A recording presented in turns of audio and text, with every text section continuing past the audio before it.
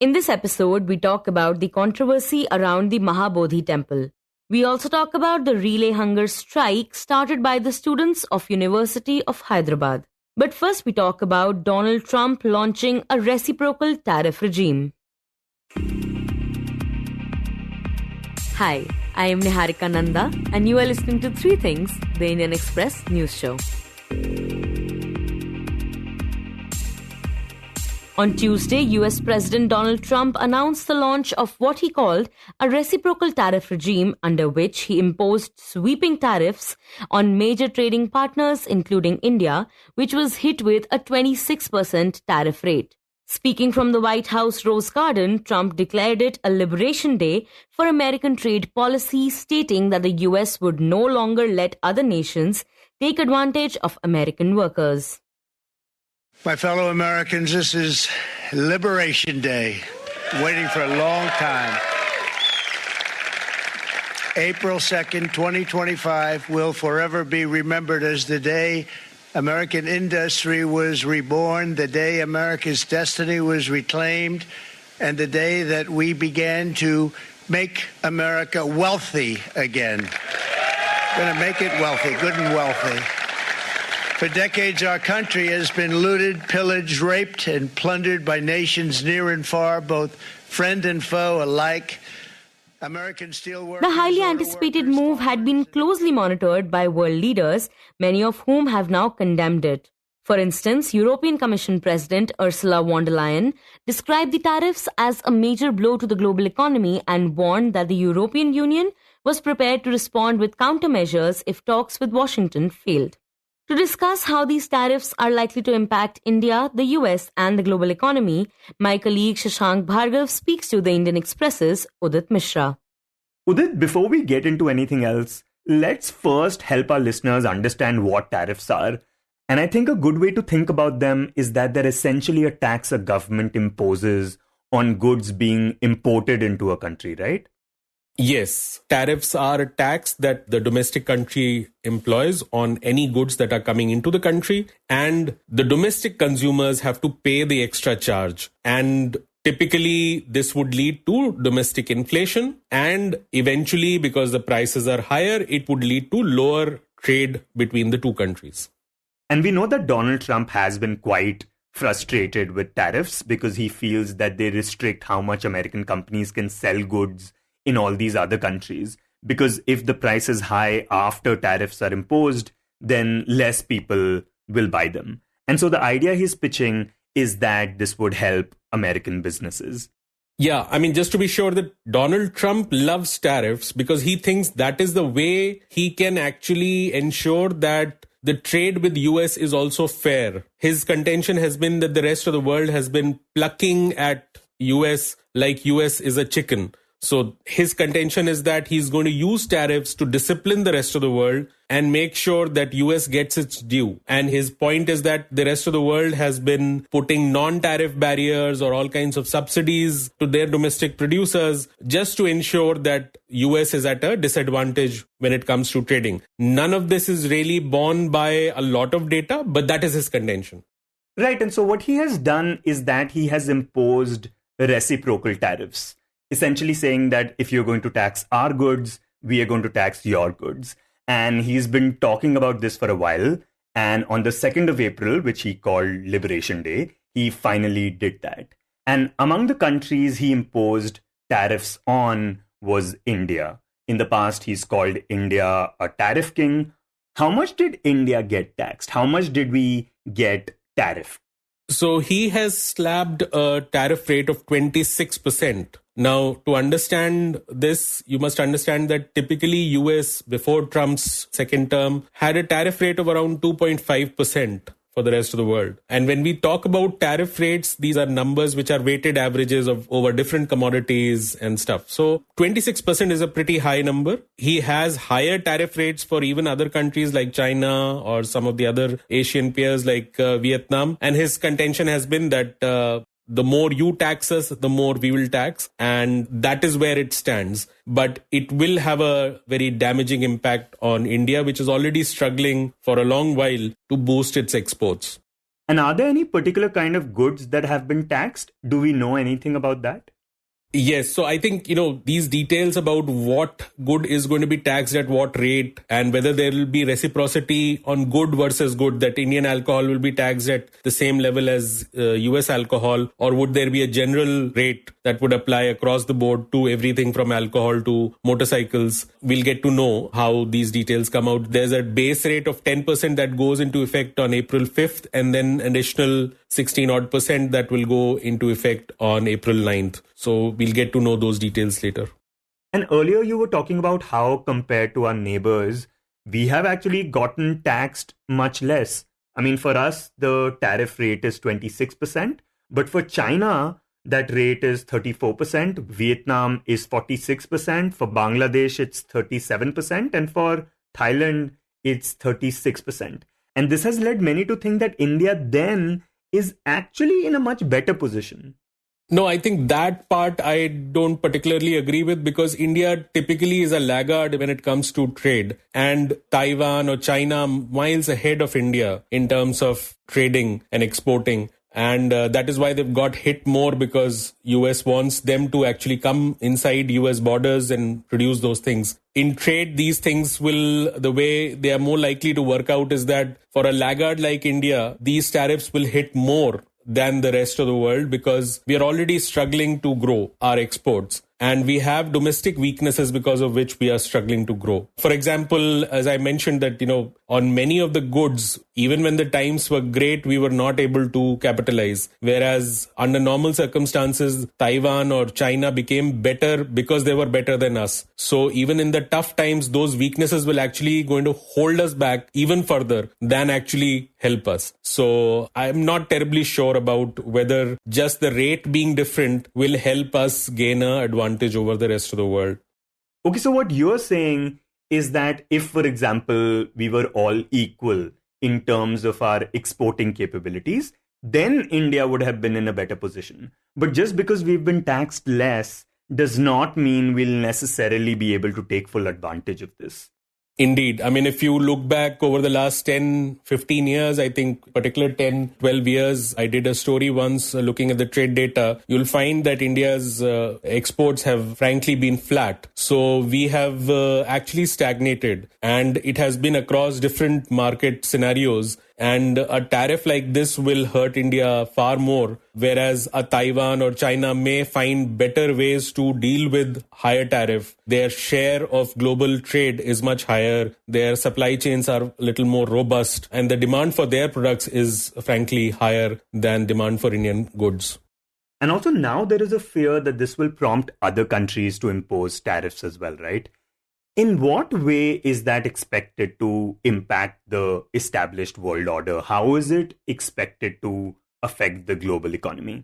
So the listeners should understand that over the last 80 years, with each passing decade, the world, because it believed there was a consensus in free trade, the world refined its global supply chains. So if you had to make a cycle, then you could figure out the best place or the cheapest place or the most efficient place to make the tires, to source the rubber, to make the frame. Now that all gets appended. We do not know exactly how much does it get appended. One way to look at it is that US has put all these tariffs on the rest of the world. The rest of the world can put all these tariffs on the US while keeping free trade open between themselves. So it becomes, a trade world without US in that sense, right? And US only accounts for 13% of global trade. So it is possible to imagine that the 87% of the global trade carries on at a lower rate of transaction. And only the trade with US becomes costly, and everybody adjusts like that. But if it leads to a tariff war of a nature where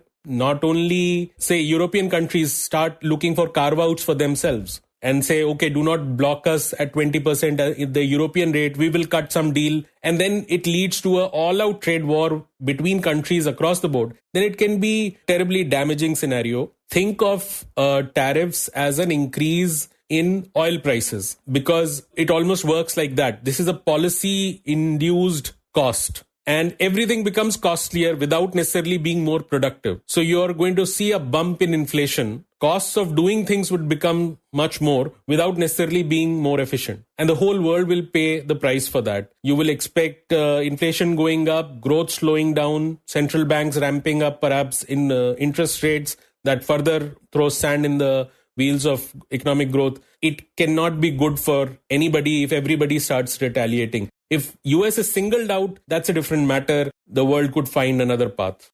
And in the meantime, what does this move mean for the US economy? Because the pitch has been that Trump is doing this to strengthen the US market. But right now, what you're doing is that you're potentially increasing the price of goods coming into the market. So Americans will have to pay more for things now. Yeah, so a simple thing to understand here is that typically the uniqueness about US consumers is that their currency is very strong because it's demanded the world over. It's a global currency. Everybody trades in US dollar. If I was to give you, lira as against dollar, you will hold on to dollar because you trust in that, because US is the biggest economy, rules-based economy, runs well. But if the trust in US falters, then it can make things worse for the US consumers. US can finally, the US dollar may weaken against the rest of the world. And that will mean that the same tariff of 10%, you will make it worse because your currency has also devalued. So if suppose the currency also devalues by 10%, then the US consumers will have to pay 20% extra over whatever you're giving. In the past, what used to happen was if US put some tariff of 10%, US currency itself used to appreciate by 10% and the US consumer did not feel any pinch because US currency had appreciated and the consumers was well off. This time, because it's a war against all of the world and US is presuming that everybody would come hat in hand to, get a negotiation. If the world does not turn around and beg for that and just tariffs back, there is a chance that dollar may depreciate. And we are seeing in the early data that we have since last night, that dollar has depreciated in value against euro, pound, yen, Mexican currency and Canadian dollar. The only currency against which US dollar has strengthened is China because they have been hit by a much higher level of tariff. So my point is that it can lead to a scenario where the US consumers face a lot of inflation, growth slows down, and then they face a scenario which is worse than recession. That's called stagflation, where growth stagnates and inflation remains high. And it becomes a very difficult policy proposition to come out of stagnation because whatever the central bank might do to contain inflation further worsens growth. Whatever the central bank might do to boost growth further exacerbates the inflationary spiral. And you were earlier talking about how this is entirely policy induced. It's not like there is a shortage of raw materials or the global supply chain has been disrupted due to a pandemic. This is all purely policy based. Can you think of an example where something like this has happened in the past? So oddly enough, the most oft-quoted example of a mistake like this is from US. And that goes back to the Smoot-Hawley Act that raised tariffs just around the time when the Great Depression was becoming bad in the 1930s. And at that time, the policymakers in US thought that we'll put tariffs and we'll protect our domestic industries. Very similar logic. And it just worsened their economic depression. It ran in 2 years and it was then seen as the worst thing that you could have done in terms of dealing with the economic crisis. And US is repeating that mistake almost a century later. And actually the rates now are higher than what they were under the Smoot-Hawley Act. And so it would not be a surprise if in the next 2-3 years, or at least in the very immediate future, US struggles to grow and faces high inflation.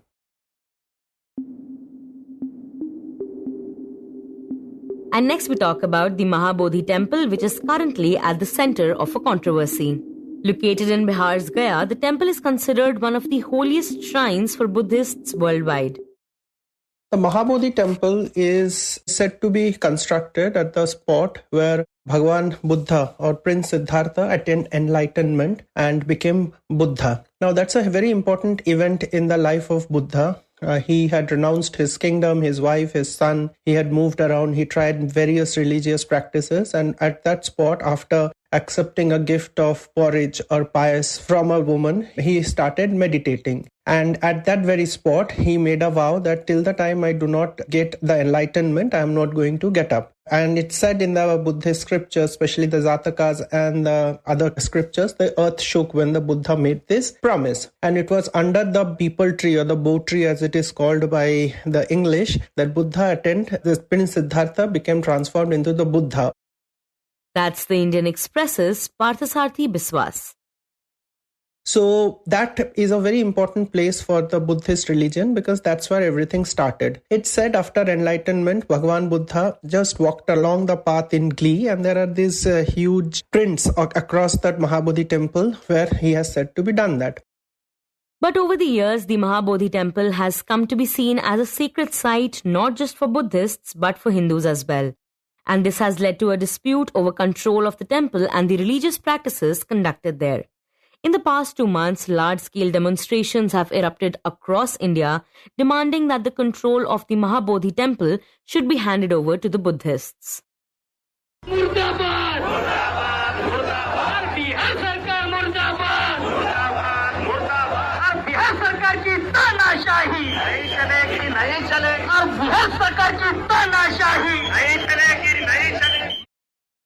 Many in the Buddhist community are now calling for a repeal of the Bodh Gaya Temple Act 1949, under which the temple is currently governed. In this segment, Partha joins us to talk about the Mahabodhi temple and the ongoing disputes surrounding it. But before we talk about the present, he takes us through the history of the temple, which was created during the reign of Emperor Ashoka. Now, during the time of Emperor Ashoka, the split in Buddhism hadn't happened, and it was all Theravada, which is the path of the ancient ones. So we can see a lot of Ashokan iconography revolving around the Mahabodhi temple or the Bo tree in particular. After Emperor Ashoka, the temple was created and the seat where Buddha had sat to attain nirvana was named as the Vajrasan or the diamond throne. Now it is called the diamond throne because knowledge as per Buddhism is as swift and as strong as the Vajra and as hard as the diamond. So it's called Vajrasan. That stone seat is still there. It dates back to Ashokan era. After Emperor Ashoka, there were many constructions. Mahabodhi temple had faced many onslaughts, both natural as well as human, and it started deteriorating. It was patronized by the Burmese king, and the last Indian rulers or the Indian dynasty which supported it was the Pal dynasty from modern-day West Bengal and Bangladesh. Pal, he says, were Buddhists by faith and did a lot to protect and preserve the temple. But after the Pal dynasty, the temple fell into disuse. And after the conquest by Bakhtiyar Khilji and others from the North Indian slave dynasties or Turkish and Muslim conquerors, the temple was almost disused. The legend has it that it was rediscovered by Shaivite monks who started worshipping Lord Shiva in that temple. Overall, when we come to recent history, the movement for reclamation and rediscovery of the Mahabodhi temple goes to the Sri Lankan monk Dhammapal. Dhammapal had travelled to India with a lot of India lovers, and it was in the early 19th century when this happened. He made a petition before the governor, and he also fought for reclamation of the Mahabodhi temple. He wanted the Mahabodhi temple to be given back to the Buddhist. In the meanwhile, Sir Alexander Cunningham had done a lot of historic archaeological survey and archaeological digs there. In fact, he rediscovered the Vajrasan, which dates back to the time of Emperor Ashoka. And unfortunately, by the time Dhammapal's desire to reclaim the temple back for the Buddhist had only fructified after independence. That was in 1949. By that time, the temple had become a Hindu temple and many of the Hindu rituals were being practiced. He says Hindu rituals in the temple were opposed by Dhammapal at the time as he wanted control of the temple to remain with the Buddhists. However, after the temple fell into disuse, it was the Shaivite monks who claimed it. The Shaivite monks mention that Buddha is the 9th avatar of Bhagavan Vishnu and they worship him like that. So in many of the Dasavatar panels that we can see, Buddha is mentioned as an avatar. He is the 9th avatar of Lord Vishnu. So the rites that were being practiced at the Bodh Gaya temple were Hindu rites. People say that rites like the Karma Kand. In Hinduism, we have a very rich and very strong Karma Kand which was practiced. There were offerings made to the Prithvis. There were ceremonies of Pindadan and Shraddhs being done. But overall, overall, it was followed in the way of the karmakand that is practiced in Hinduism. And as I told you, the monk mentioned that Bhagavan Buddha was the 9th avatar of Lord Vishnu. So they worshipped him and conducted the rites of the temple in that manner. We must remember Bodh Gaya is not very far away from Gaya, where the funerary practice of Hindu faith. It's one of the most important places of Hinduism, where the Pindadan is done for the departed soul. So some of those practices had lingered into the Mahabodhi temple area also. And Partha, you write that it was after independence that the Bodh Gaya Temple Act was enacted. Can you tell us how that came to be and what that did for the temple? After independence, then Congress government at Bihar wanted to solve the problem of the Mahabodhi temple. There was a fractional fight between the Buddhist monks and the Hindus, who both claimed that the temple belonged to them. Obviously, there were other interests also, but the government decided that it should be equally distributed. So they formed a committee of 9, 4 Buddhist and 4 representative of the Hindu faith. It was to be headed by the collector of Gaya. In case the collector of Gaya was not a Hindu or a Buddhist, then there was some issues in that act. This committee of 9 was to ensure that the running of the temple goes well. We must remember, after its rediscovery, the cash-rich countries of Thailand, of Vietnam, of Japan, of Sri Lanka, and the other Southeast Asian countries, they started visiting the Bodh Gaya temple as well as making huge donations. When Dalai Lama came to India in the 1950s, he also came to the Bodh Gaya temple. Even before that, we have mentions of the Bodh Gaya temple in the writings of the Chinese travelers, that is Fa Hien, Wen Sung. Everyone had come to the Bodh Gaya temple to pay their respects. So there was a lot of cash coming in, and this Mahabodhi Temple Act was made in order to ensure the running of the temple happens well. Because there was 4 Hindus and 4 Buddhists, it was thought that there was equal balance between both the parties and they would run the temple in the manner the best possible. They were supposed to look after the heritage sites. They were supposed to ensure that the rituals are conducted on time. Like any other temple committee, they were supposed to look after the land and the movable and immovable properties of the temple. So this was the act which was brought into place in 1949. Okay, so this gives the Hindus and the Buddhists equal control over the temple. So where is the issue exactly?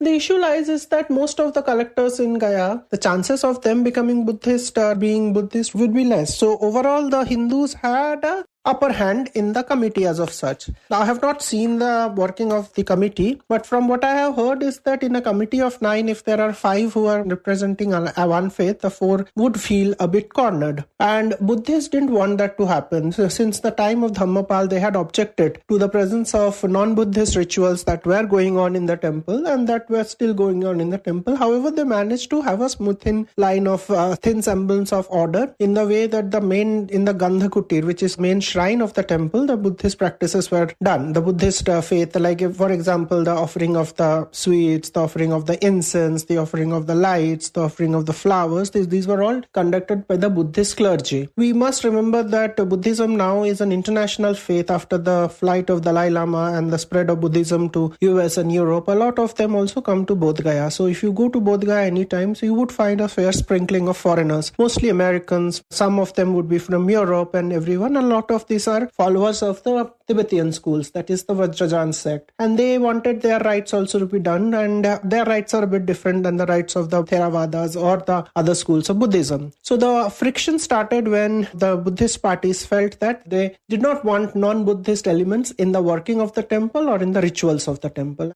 So if the Buddhists did not want any non-Buddhist elements in the working or the rituals of the temple, did they take any step towards that?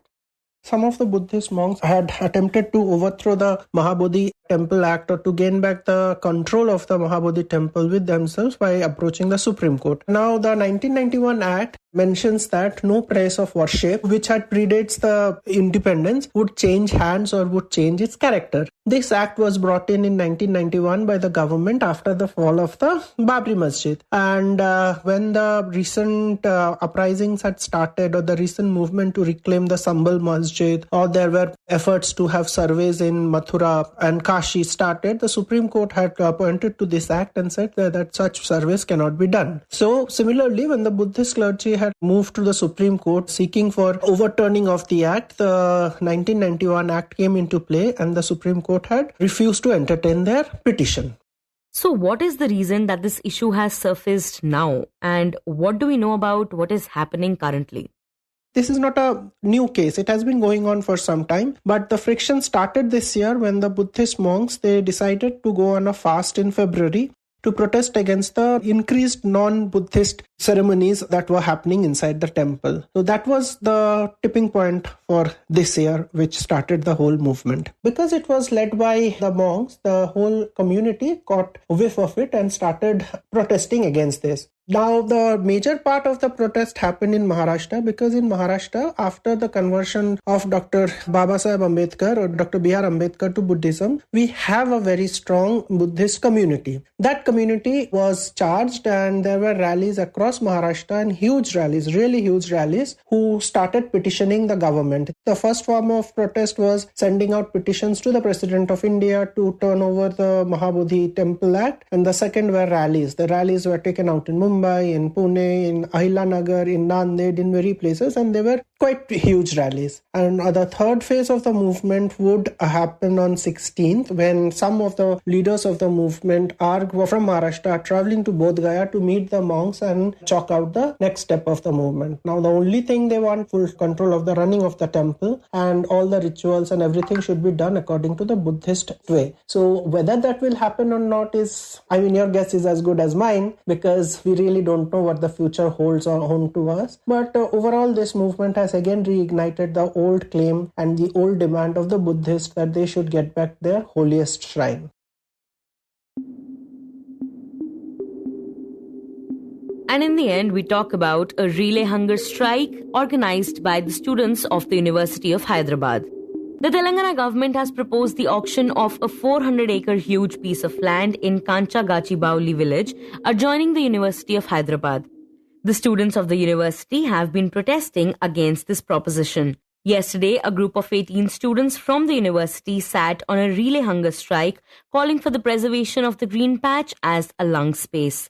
A batch of students sat for the hunger strike at noon, and another batch took over at 8 p.m. They are demanding the removal of police from the campus, restoration of democracy, and dropping the plan to auction the land. The Indian Express's Rahul V. Pisharodi reported that the students, led by their student union, sat on a hunger strike, braving the heavy rain in the afternoon. The students told him that the campus had been turned into a fortress or an open jail, with students not being allowed to even take out their phones and shoot photos and videos. They assert that the hunger strike will continue until the last bulldozer and the last labourer have left the campus. Anugraha, a political science student who was a part of the protest, told Rahul, quote, "Contrary to what Chief Minister Revant Reddy claims, this land is not an industrial land. It is an environmentally, academically and culturally significant land as far as we are concerned. We understand and give importance to the political legal fight, which is why we have reached out to the civil society outside the campus.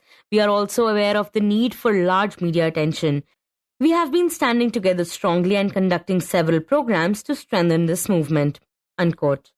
Another student, Aditya, of the physics department, told Rahul that the student union started the protest on 13th March and that they have been on an indefinite protest since Tuesday, further adding that they are ready to face anything. Students' Union Cultural Secretary Krishnamurthy, who also sat on the hunger strike, said that selling or auctioning this forest-like land to private sector does not serve the purpose for which then Prime Minister Indira Gandhi had allotted this land to the university. Vanala, a sociology PhD scholar, told Rahul that one of the students who sat on an indefinite hunger strike on Wednesday night was taken away by the police late in the night. She further added, quote, "Even after the Telangana High Court gave an interim order to pause the work on Wednesday afternoon, it continued late into the evening. Instead, now they have brought in a batch of labourers with chainsaw machines to fell trees. This is all happening in the presence of police while students are not allowed anywhere near. This is one of the reasons why we have intensified our protest with a relay hunger strike." Unquote. The university has clarified that it does not legally own the 400-acre plot and that it wasn't consulted or informed about the land clearing. However, it has said that it will forward stakeholder concerns to the state. The Telangana High Court has ordered a pause on the land clearing till the next hearing on 7th of April. You were listening to 3 Things by the Indian Express. Today's show was edited and mixed by Suresh Pawar and produced by Shashank, Bhargava and me, Niharika, Nanda. If you like the show, then do subscribe to us wherever you get your podcasts. You can also recommend the show to someone you think will like it. Share it with a friend or someone in your family. It's the best way for people to get to know about us. You can also tweet us at Express Audio and write to us at podcasts@indianexpress.com.